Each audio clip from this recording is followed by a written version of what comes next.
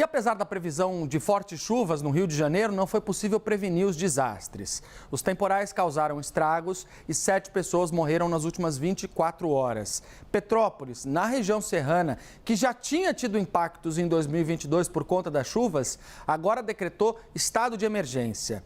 Os bombeiros resgataram uma criança que ficou 16 horas soterrada. O Kleber Rodrigues tem mais informações e conta pra gente agora. E aí, Kleber, como é que está a situação neste momento? O que você tem conversado com as autoridades no centro de controle da polícia e também do Corpo de Bombeiros? E qual é a nossa expectativa para esses trabalhos nas próximas horas? Oi, Pedro, boa tarde para você, para quem acompanha a CNN. Exato, a gente vem conversando muito com as autoridades do Estado, uma delas está aqui do meu lado, o Major Fábio Contreiras, que está acompanhando também esse trabalho dos bombeiros, que seguiu durante toda a madrugada. São mais de 90 pessoas resgatadas com vida em função desse trabalho que foi feito pelos militares. E antes de passar esse panorama, viu, Pedro, já começa a entrevista com o Major Fábio Contreiras, exatamente para falar sobre um desses resgates, porque um dos resgates foi bastante emocionante, de uma criança de pouca idade que foi resgatada depois de 16 horas sob os escombros lá em Petrópolis. Muito boa tarde, Major. Obrigado pela entrevista aqui na CNN. A gente sabe que hoje é um dia de muito trabalho para vocês. Primeiro, essa busca que aconteceu lá em Petrópolis e esse resgate bem sucedido, o que dá para falar, né? Qual foi a emoção que os militares sentiram também de encontrar essa criança, sendo um alento diante de tanta notícia pesada? Boa tarde. Boa tarde. É um trabalho árduo, né? Os militares estavam desde a noite de ontem trabalhando nessa ocorrência. A gente sabe que ocorrências como essa, de desabamento de edificações, ainda existe algumas chances de encontrar pessoas com vida, visto a prevalência de alguns espaços vitais, que nós chamamos espaços com ar, né? Com oxigênio. E essa criança estava em um desses espaços, não estava soterrada, estava conseguindo respirar. Nós utilizamos um cão de 2 anos de idade, que esse cão está treinando com a gente, já está em operação. O cão conseguiu encontrar exatamente o ponto onde a criança estava. Os militares conseguiram fazer todo o acesso, romper o concreto, a laje, cortar as ferragens e encontraram a criança com vida. É comum nessas ocorrências encontrarmos vítimas que ficam às vezes até 24, 48 horas ainda debaixo dos escombros com vida. Mas para o militar ali, quando consegue, né, salvar uma pessoa com vida, imagino que deva ser muito emocionante. É muito emocionante, os militares são treinados para que consiga realmente cumprir a missão quanto antes. A gente, infelizmente, nessa mesma ocorrência, encontramos 5 pessoas sem vida, infelizmente. Porém, retiramos 4 pessoas ali, né?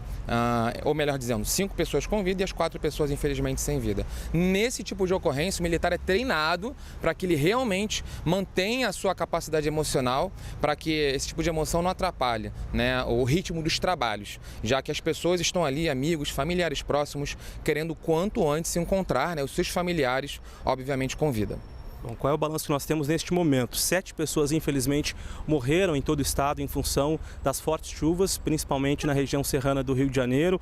Uma morte confirmada em Arraial do Cabo, na região dos Lagos, um homem que foi atingido por um raio. Outra morte em Teresópolis, outra em Duque de Caxias e 4 óbitos em Petrópolis. Major, a situação ainda é preocupante, tem aviso para determinadas regiões. Qual é o cenário que vocês encontram neste momento em função da previsão de chuvas ainda? O risco permanece muito alto, principalmente na região serrana e agora também no norte e noroeste. Choveu bastante na região de Minas Gerais, os rios que vêm dessa região já estão enchendo, então essa região Campos, Itaperuna, aqueles municípios próximos ali da região norte e noroeste já estão com risco hidrológico e meteorológico muito alto. Para o estado como um todo, a previsão é de chuva moderada forte. Os alertas têm que continuar, as pessoas têm que ficar atentas às mensagens SMS que são enviadas para os telefones celulares e, obviamente, respeitar as pessoas que moram em comunidades que têm sirenes. Tocou a sirene, sai imediatamente de casa, não perca tempo pegando objetos, muitas vezes sem valor. Saia com a sua família, vá para um ponto de encontro, um ponto seguro, uma igreja, uma escola. Depois você retorna assim que a chuva passar. Agora, muita gente vem se perguntando, né, Major, que os avisos foram muitos, né, emitidos pelas autoridades. Por que o senhor acha que ainda assim nós encontramos óbitos na região serrana do Rio de Janeiro, principalmente? a gente precisa cada vez mais, né, aumentar essa nossa consciência prevencionista, né? A gente, como brasileiro, cada vez mais tem que aprender e entender que realmente é muito mais importante prevenir do que a gente muitas vezes tentar a sorte. Recebeu a mensagem, não duvide, acredite, realmente é muito importante que a gente obedeça sempre à prevenção. Risco está sempre aí, a gente vai avisar a população, mas a população também precisa colaborar com a gente, precisa obedecer os toques das sirenes, precisa realmente tomar as ações para não ficar em risco nessas situações. Major, muito obrigado pela entrevista, bom trabalho para vocês. Bom, daqui a pouco vai ter uma coletiva de imprensa aqui no Centro Integrado de Comando e Controle. A alta cúpula do governo do estado que estava na região serrana está retornando aqui para a capital fluminense por volta de 12h30, 12h40.